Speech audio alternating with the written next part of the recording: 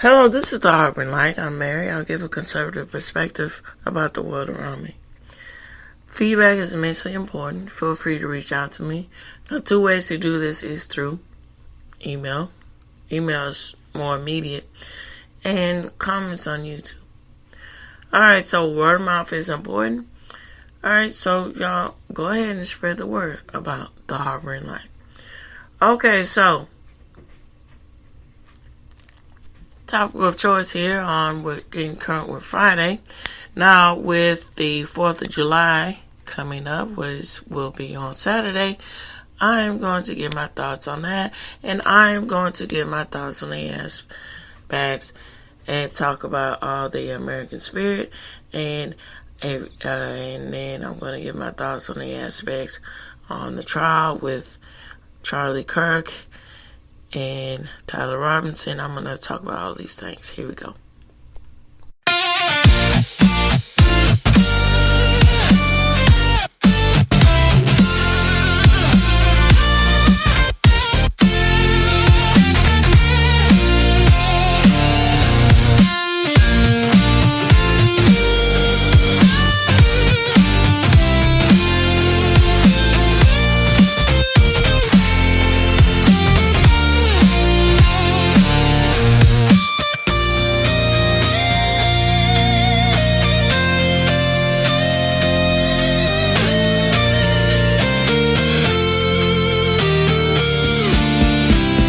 Okay, so with 4th of July, we're coming in on Saturday. I think that it's more important now than ever to uphold and talk about the aspects of the American spirit and what that means and what that used to mean. Now, I don't understand it with this whole thing with it being in fashion, with the aspects of saying that, it's a negative connotation to be an American. When it's really interesting enough, it's very funny, the aspects of that, when these people who claim this, and they go abroad to where they do not, it just points out the hypocrisy and the idiocy of them not really understanding how the world works, right? So they go to these countries where they think that, it's going to be so different. It's going to be everything that I can ever imagine and want. When they find in actuality, it's not like that. And then they find in actuality that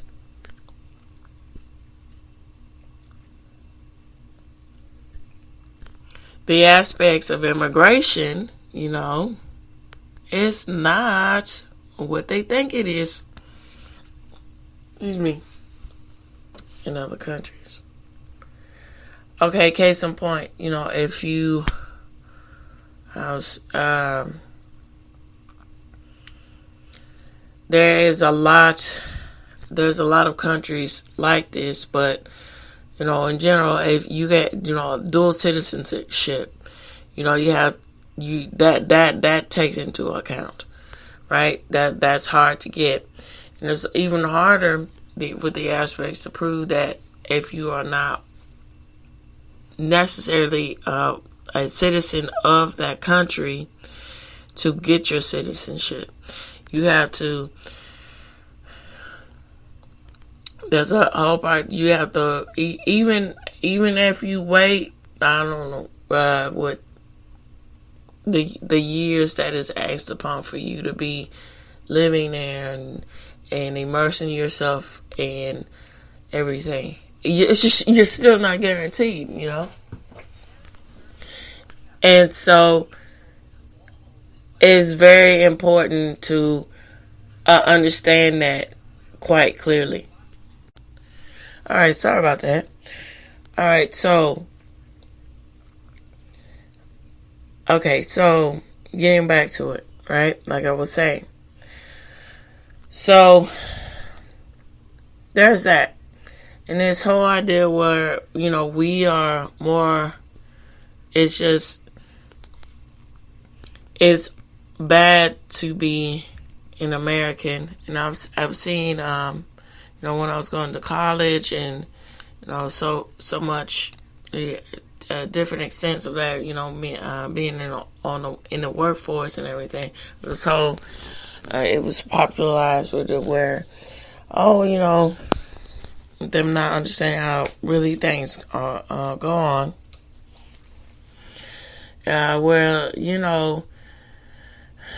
It's so bad here because of this point A and point B. Where, what's bad? You and, everything, things have its flaws, but you can't deny the tremendous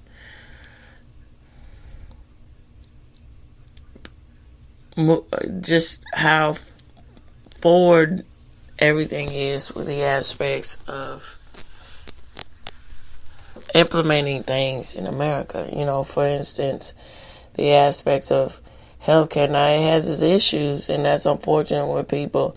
But what the problem is with healthcare and everything else is not equating for the aspects of greed and the aspects of incompetence, and especially when you get into talk about governmental funding with healthcare. When you get with Medicaid, Medicare, or stuff like that, and then also with the aspects of healthcare when it comes to your companies, and then the different healthcare aspects or policies, or the different plans that are offered at your company. That's a thing too that can be considered, right? Instead of just blatantly say, "Oh, the healthcare system sucks." Well, why is it when I'm working for you? Ask that question. With the whole aspects of the shooter who took down and everything, and thinking that's a viable reason to go with Blue Cross. That's really sad, because that is a good example of the aspects of how there's it being so desensitized to violence, to where people feel like that is something as a way of cleansing to make things right, or they see it as like a cleansing to purify things, which is weird. It's very sad. And then the whole aspects of this to where the cost of living is getting harder and harder. Well, yeah, the cost of living is getting harder and harder because the aspects of the conflicting of the whole thing where, now, I'm not saying that's the case,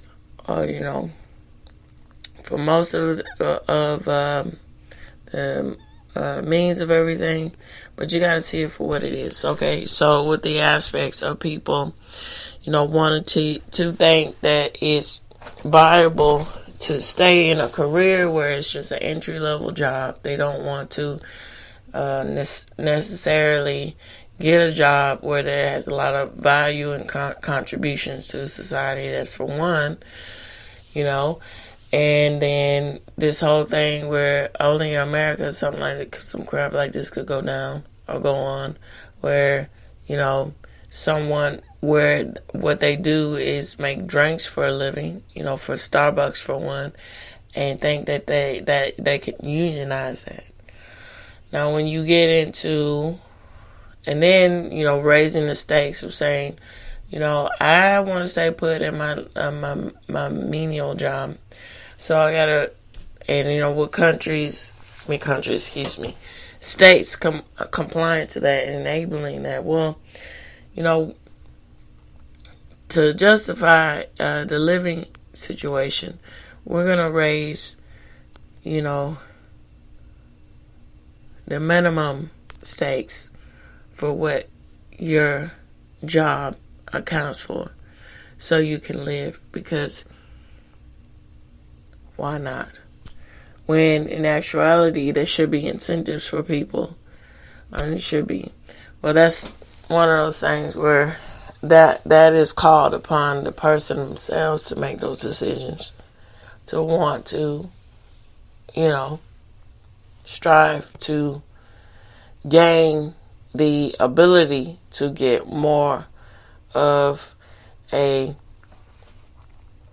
competitive job to where they make more money, and it justifies the means of that pay increase. Because, think about it, as somebody flipping burgers getting paid $19 an hour, what does that even equate to the means in which somebody who does something that's actually skilled labor, like a machinist or someone who has the skills to custom wrap a car, or custom designs, or something like that. And you're saying that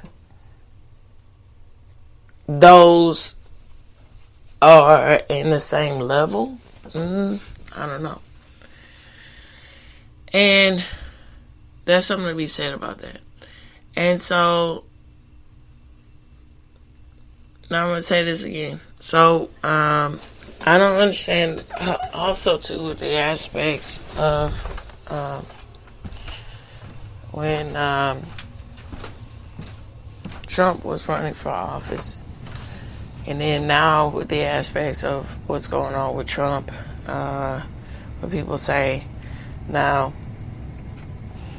I take it for what it is. Now, you take the bad for the good. Now, look at it this way. Now, all the mess that hadn't been addressed, Trump is addressing. He's doing his best to address. Whether that aligns and agrees with everybody, that's a whole nother thing, right? And so it also goes along the lines of the aspects that you can appease everybody too, right?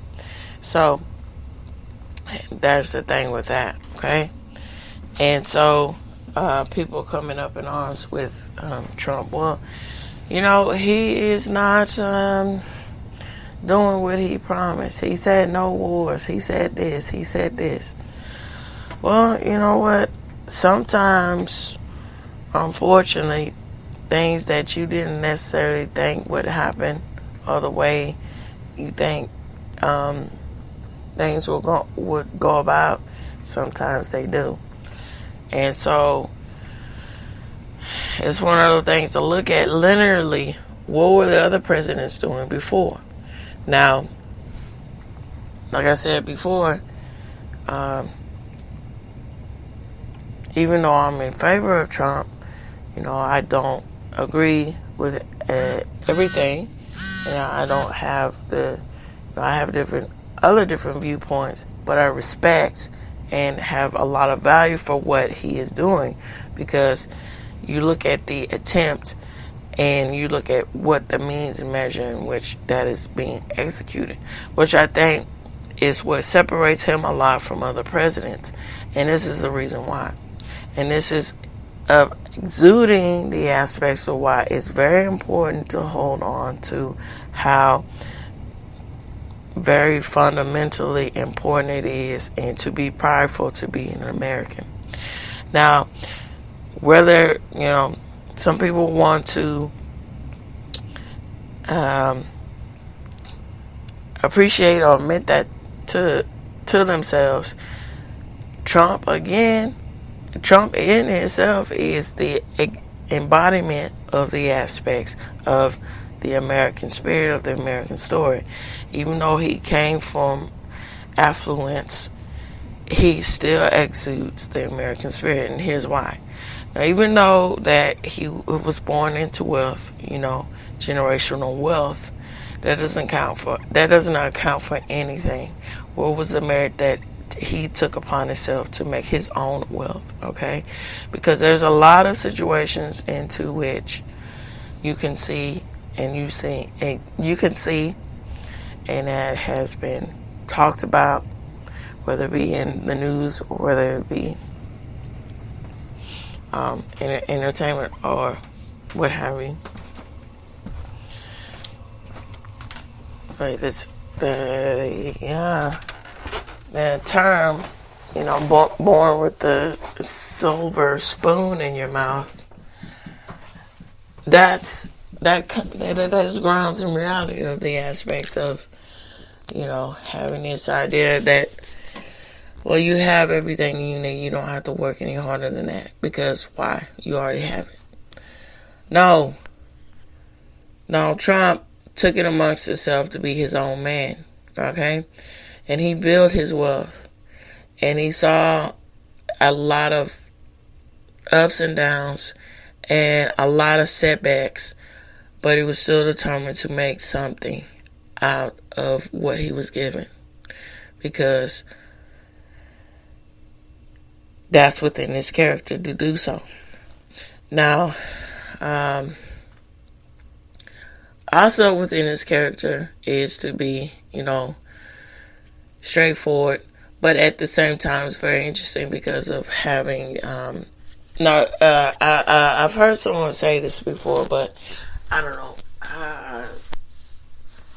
It's one of those things where it's not balanced with everything. But it kind of comes with the territory, with the aspects of. Now I just see it like this when he and it's funny because of the whole aspects of it being taken out of context. All right, so when you are running successful businesses and you are a successful person, it's very important to keep this key factor in mind: attitude and discipline, but mostly attitude, right? And so if you have the mentality to where you want to be the best and you are the best, some arrogance can come into play. And so that is helpful, Now people have different nuances to this and different ideas how to make that work for them with the arrogance and being a leader and running things. But ultimately, that is the aspect that drives the leader to be successful. Because if you don't have that sort of confidence, then you're gonna come with kid gloves and you're not really going to address the issues and be well suited to know how to deal with conflict in a feasible way. And I think that's why a lot of the way in which with the Trump administration, a lot of tactics that are being used, and a lot of tactics are being used that are different or just not favorable or whatever you want to say, because it's, from my point of view, he's holding on to his business sense of what did he do in order to make this successful, and what was the lessons that he learned from, and how he overcame this failure. And then he's merging all these experiences together into being more effective in his presidency. And see, that is in itself, quite vastly different to the aspects of, presidents before him. Because most of the time, they were just professional politicians. And what professional politician really means is they never really were grounded in reality of the situation, how people actually relate to each other and all these things. So in themselves, they were stuck in a bubble of simulations of how people actually are, in which the policies were lax because it reflected that. I think that's what we need to really, be honest and reflect ourselves upon. So, with that said, I appreciate being an American, because It's really valuable. Moving on. Okay, so I'm going to end on and talk about Charlie Kirk. And I'm going to give my thoughts on the aspects of the trial with Tyler Robinson. Now, Mr. Charlie Kirk and his legacy was incredible, you know. Now, Mr. Charlie Kirk, he resonated, again, the aspects of how immensely important it is to uphold and protect the values of being an American and the rights of being an American. And Tyler Robinson is, in fact,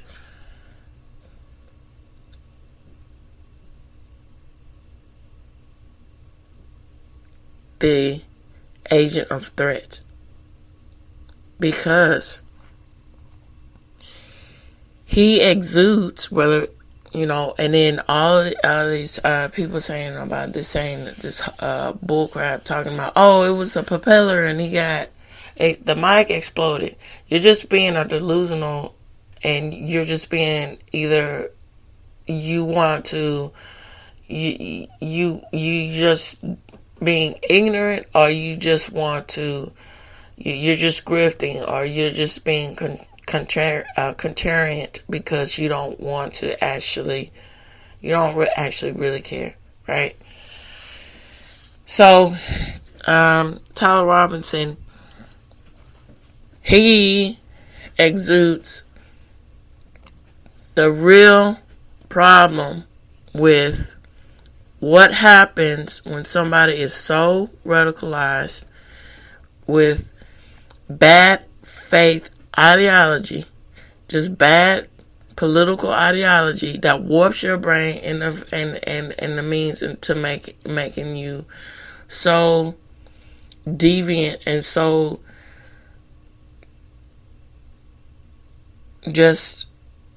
it's just maddening to you come to people like him actually enact on this sickness and take a precious life, okay? And that's what needs to be understood about this.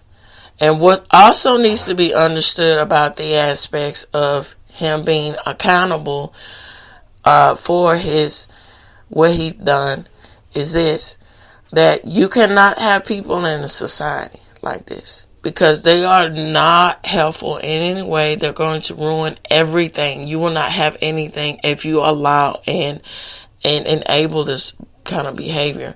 And then people who,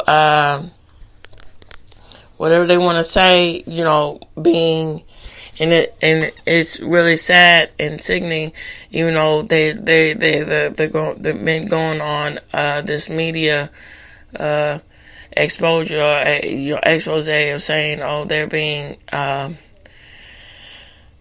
they're being, you know, people who are speaking against, or they're being accountable, but at the same time, most of them getting a slap on the wrist, the ones that are losing their jobs or whatever, are just getting a slap on the wrist, most of them, because that in themselves is, you gotta make face, and then in actuality, you gotta, you know, reveal that you don't actually care. But I will say, if, which I have hopes for it, if Tyler Robinson gets punished the kind of punishment that he deserves to get, death penalty, this will be the overall key factor of understanding that this madness must end, and rightly so.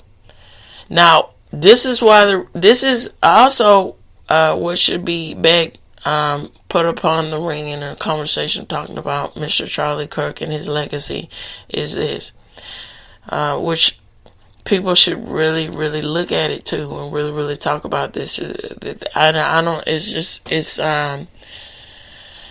I don't know. It's just really interesting when people say they want to talk about real issues, but they don't want to. And when they're pushed, when the back is against the wall, do they really want to? That's what I'm leaning towards. Okay, so not only Charlie Kirk, not only was he a man of principle with upholding, American values, but he was a spiritual person, right? But he actually meant in what he said. He walked. He was a foot soldier for Christ. He was a foot soldier for what you should remember the message of Jesus, and Jesus is sayings and the principles and the ideas about Christ, about Christianity.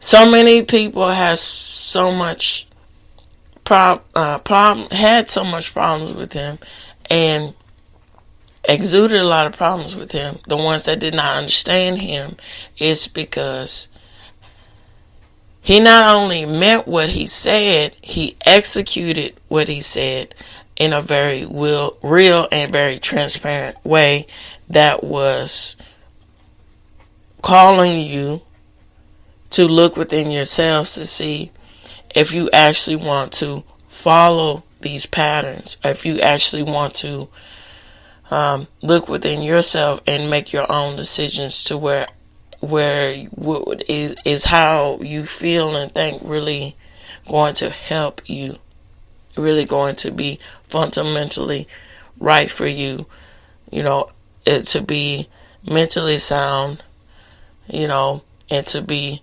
civically sound. All right? And that's why he was seen as such an imminent threat, is because so many people did not like that. Okay? And there's a lot of people who are hiding behind the aspects of not wanting to admit that, or they admit that through being okay to up the ante with violent rhetoric, because they're using that as a means. Or some people are just they want anarchy, and that's what they want, violence. But some people are just very sick. And then Tyler Robinson is a prime example of that. Okay, but at the same time, some people just don't know what else to do. They refuse to change the worldview, and so they hold on to the violent rhetoric, and they use that as a coping, as a mechanism, or a coping mechanism, however you want to view it, and to justify that they don't want to actually change. They want, they just want to live in compliance. So with this said, I want to say that I hope that everything comes out of this with as the best thing that I can hope for is that when this trial ends and it's over and said and done, that what comes out of it is learning lessons to improve the aspects of the way, social discourse of, how people feel and how people think shouldn't be a means to where they have to live in some kind of dystopian reality there, where they have to always look over their shoulder or live in fear that they can't actually be themselves, which is bizarre. And that goes against the aspects and the values of American principles. And also the aspects of the exudement and the spirit of Charlie Kirk, because in itself, if that's not understood, then, it's very important to make sure that his message was not in vain. And it's important to uplift, and make sure that's well known. That's why I'm very, very, very appreciative to be able to be in an arena to where I can talk about issues. I can be, have,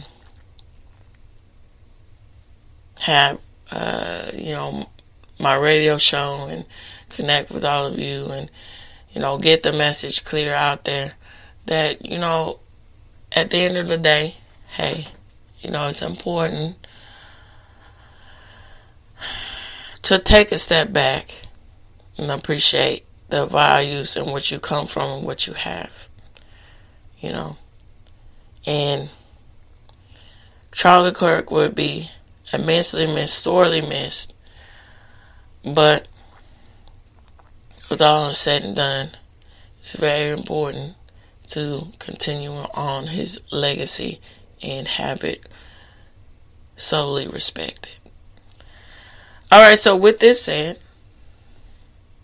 I want to wish y'all a very happy and joyful Independence Day.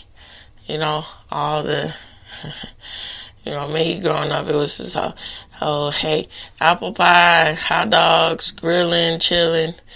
And interesting enough, a little side speak here. So I don't know if y'all know this or not, but I remember when I was growing up, I used to watch the Food Network, right? And this was back, when I was like, I'm trying to on my mind, maybe 3rd, 4th, 5th grade, okay? So this was back when, before, dang, that guy, he's everywhere now. The Bobby Flay was really, this was way before he was like a well-known household name, okay? And so it was a show called Grilling and Chilling or something like that, right? And oh my gosh, I think that was the name of the show. Anyway, you could tell he was really trying to get his feet wet, right? And this whole thing where it was just exuding that he just did not want to be there. And the reason, because his co-host was just, hey, I'm a guy, I'm just a normal guy. And it kind of looked like he was taking a swig too much beer, and he was all in it for the fun. But, Bobby Flay had different points of views of, hey, I want to make myself really well-known, a household name. And it's just quite interesting how a Food Network when it was originally it was a lot of different shows on there. They were really trying to merge that with the niche in which they were going. It's just unfortunate they fell into the trap. Whatever is successful, let's continue to do that. But I just find it quite interesting with the aspects of grilling and chilling. There was one that was actually doing what was said to grill and chilling, and Bobby Flay was like, oh my gosh, I guess I have to be here with this guy, and here we go. I'm here with the cooking part, and he's just gonna chill out, whatever. But it's pretty interesting. So you all, have a very happy 4th, and take care. All right, so if you want to continue the conversation, feel free to reach out to me. So what you can do is to either email me or fill up comments on YouTube. It would be greatly appreciated. All right, so this reaches the end of Getting Current and the end of the Harboring Light. All right, tune in, turn up, and definitely take care out there. Bye-bye for now.